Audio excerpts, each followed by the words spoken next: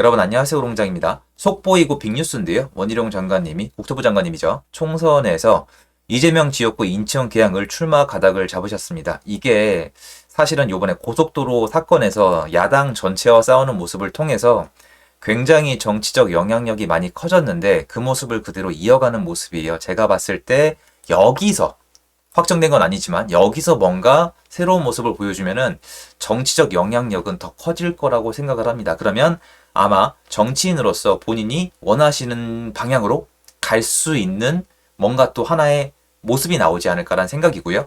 우리에겐 중요한 게 이게 아니죠. 이게 중요합니다. 사실은 예전에 국토부 장관님으로 얘기가 나왔었는데 아마 다음 차례가 아닐까라는 생각을 하는 분들도 계셨죠. 저도 그 중에 하나였는데 이것도 미정인데 이 두 개의 기사를 놓고 보면요. 일단 이 방향으로 가고 있는 거는 맞아 보입니다. 이거를 얘기도 안 나왔는데 기사로 쓰는 기자님은 없어요. 그건 너무 위험한 일인데 얘기가 나왔다는 거죠. 원희룡 장관님 후임 검증 본격화. 문재인 저격수 심기원 우선 검토. 문재인 전 대통령 시절에 그 부동산 정책에 대한 저격을 했던 분인데 이게 의미가 커요. 오늘 영상 통해서 이 얘기하고 싶은데 지금 이게 부동산 시장에서 그냥 넘어갈 문제가 절대 아니에요. 왜 그러냐면 원희룡 장관님은 지난 1년 반을 봤을 때 부동산 시장의 최대 변수 중에 하나였어요. 왜 그러냐면 현재 엄연히 따지면은 이제 진보에서 보수로 넘어왔는데 제가 수십 번 말씀드렸지만 원희룡 장관님이 해오신 어떤 이 정책들은요. 지금 정권 색깔이 아니라 지난 정권을 그대로 연결한 모습이었어요. 이걸 아마 공감하시는 분들이 꽤 많을 겁니다. 그래서 시장에 수요자가 있고 공급자가 있잖아요. 이게 초점이거든요. 공급자를 얼마나 존중해 주느냐. 근데 원희룡 장관님은 공급자를 그렇게 좋아하지 않으세요. 건설사나 전세를 제공하는 다주택자를 굉장히 안 좋아하셨기 때문에 시장이 돌아가는 모습 또한 그랬거든요. 그런데 오해하시면 안 되는 게 원희룡 장관님께서 이렇게 힘이 셌던 이유는 제가 기존에 말씀을 드렸지만 시장이 침체장이기 때문에 통한 거예요. 이건 거의 확실해요. 시장이 침체장이 아닐 때 지난 정권 때 보세요. 아무리 규제를 하고 어떻게 깔아뭉개려고 해도 시장이 올라가 버리니까 아무것도 안 통하잖아요. 하지만 원희룡 장관님이 이런 정책을 펼칠 때는 시장이 침체장이었기 때문에 굉장히 강력한 모습을 어필할 수가 있었습니다. 하지만 시장이 계속 그 방향으로 간 게 아니라 약간은 회복을 하고 새로운 모습을 보여주고 있었거든요. 근데 이 와중에 지금 원희룡 장관님이 직접 결정했다기보다는 총선이랑 굉장히 중요한 과제가 나왔고 자리를 비운 다음에 만약에 심기원 교수님이 들어온다고 치면은 정책 방향은 바뀔 수가 있는데 제일 중요한 건 첫 번째로 심기원 교수님이 만약에 됐을 때 어떻게 하냐가 아니에요. 첫 번째는. 그것도 엄청나게 중요한데 일단 가장 근실에 중요한 거는 시장이 지금 굉장히 수요가 없잖아요. 뭔가 사람들이 꽁꽁 얼어 있단 말이에요. 거래량을 봐도 안 나와요. 그런데 사람들이 거래를 못하고 위축된 이유 중에 하나가 정부도 시장을 누른다. 앞으로 뭔가 규제가 풀릴 것 같지가 않다. 희망이 없어 보인다. 좀 더 지켜보겠다가 있는데 저는 이 좀 더 지켜보겠다 안에 이것도 포함됐다고 생각을 하거든요. 심기원 교수님은 뭐 어느 정치인도 그렇게 할 순 없지만 그래도 공급자를 존중하고 자유시장 친화적인 생각을 가진 분이란 말이에요. 여태까지 얘기한 모습을 보면은 주택난에 대해서 공급을 많이 하는 방향을 많이 검토를 하시고 전세 시장도 마찬가지로 전세 공급에 대한 생각을 하는 분인데 이분이 만약에 후임으로 들어온다는 얘기가 나왔을 때 시장 참여자들은 어떻게 생각을 할까요? 이거 1단계로 봐야 돼요. 왜냐면 사실 이런 심리나 뉴스에 굉장히 예민하게 반응하는 건 투자자로서 별로 좋은 태도는 아니라고 봐요. 좀 길게 진득하게 수급을 보는 게 맞는데 지금 시장이 그래요. 수요가 너무 없거든요. 수요가 너무 없는 상황에서 작년 말부터 올해 초를 보면은 조금만 수요가 살아나도 시세가 변하는 모습을 볼 수가 있었고 뭔가 대출도 마찬가지고 약간만 규제를 해도 시장이 다시 가라앉는 모습을 보였고 어떤 현상이 일어났을 때 언론이 이만하게 부풀려서 쓰는 모습을 보아왔었기 때문에 지금은 사람들의 심리가 되게 중요합니다. 사람들의 심리, 수요가 약간만 움직여도 시장의 모습이 달라지고 그 달라진 모습을 언론이 실어 나르는 모습인데 심기원 교수님이 만약에 원희룡 장관님 후임으로 들어온다는 뉴스를 들으면 사람들은 아무래도 뭔가 리스크가 좀 줄었다. 이게 좀 이상한 표현인데요. 뭔가 시장이 좀 더 좋아질 것 같다. 규제가 좀 풀릴 것 같다. 시장이 예전처럼 약간 정상으로 돌아올 수도 있을 것 같다는 생각을 할 수밖에 없거든요.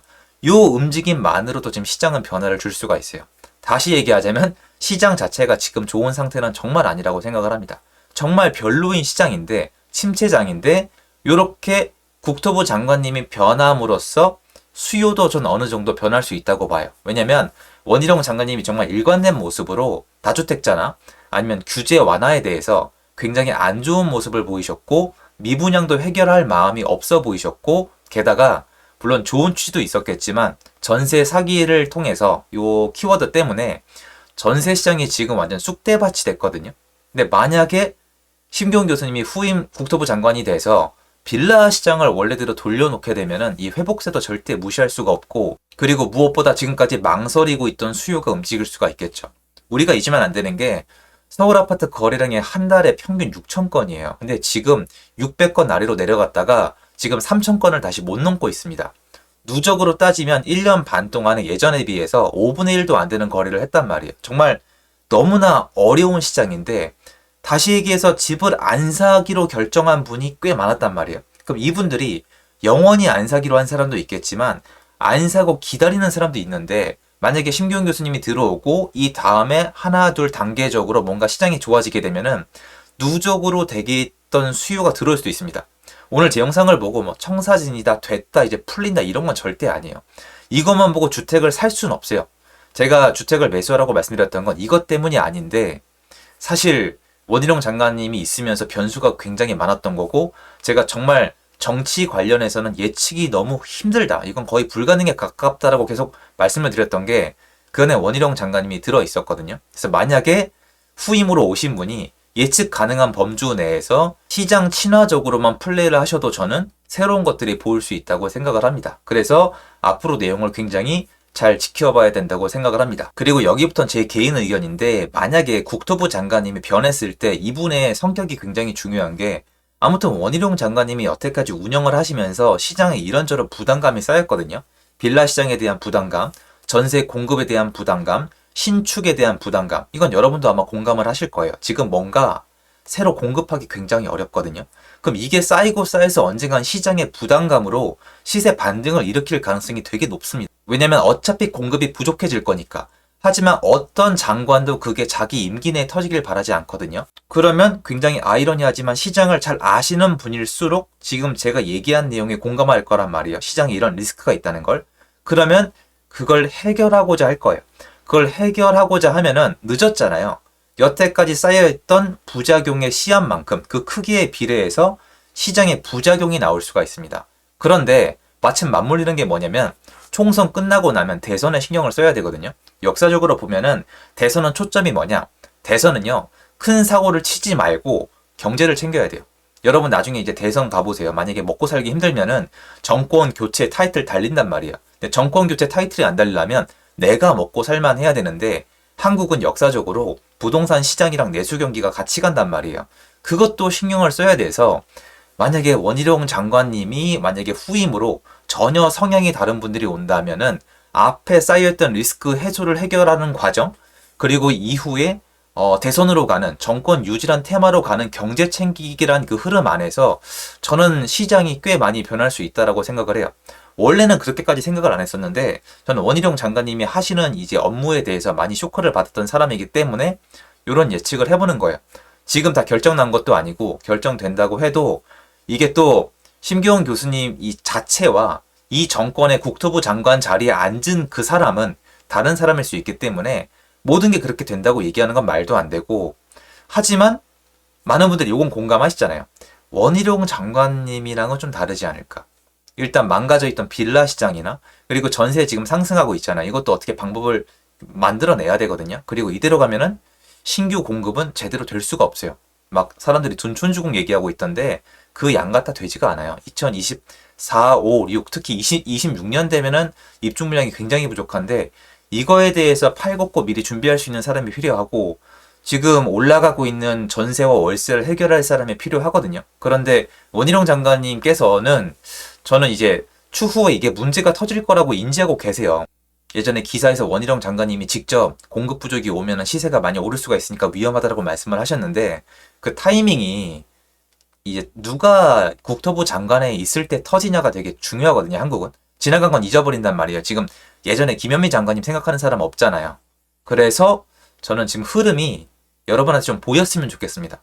이미 앞에 문제는 많이 쌓여져 있는 상황인데 그거를 해결할 사람은 있어야 될 텐데 계속 미루고 있었던 건데 혹시 이걸 해결할 분이 지금 자리에 찾아오는 게 아닌가. 그러면 시장은 앞에 쌓여있던 부작용이 어쩔 수 없이 나중에 더 늦을수록 이게 부작용이 크거든요. 그게 해결이 되지 않을까. 이런 기대를 한번 해보고요. 요건 지켜보면서 계속 전달을 해드릴 수 있도록 하겠습니다. 영상 도움이 됐으면 좋겠습니다. 감사합니다.